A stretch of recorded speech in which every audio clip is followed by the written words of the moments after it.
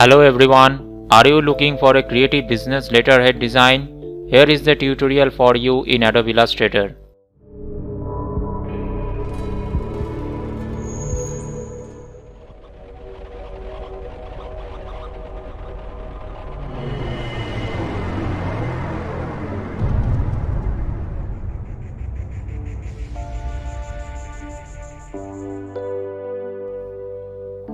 To design the letterhead, first of all we need to take a standard A4 printable page layout with 0.125 of bleed size and CMYK Color Mode with 300 resolution.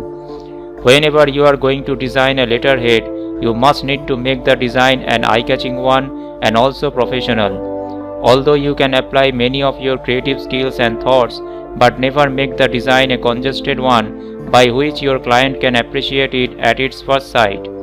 If you are a beginner designer and newly learning Adobe Illustrator, then I hope this tutorial of how to design a creative business letterhead will be a useful one for you guys. So kindly watch the tutorial till the end, and I think it will not be a complicated one for those who at least have the basic creative skills and knowledge of Illustrator tools. I hope this design idea will be very helpful for all of you, and if it is, then just let me know in the comment box, and never forget to hit the like thumb and share with others.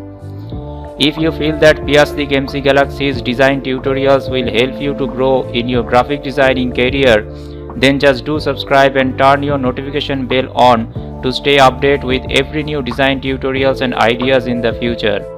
So guys, keep designing, keep learning, and stay tuned. Soon I will return with a new design tutorial, and till then stay safe and always take care. Thank you very much.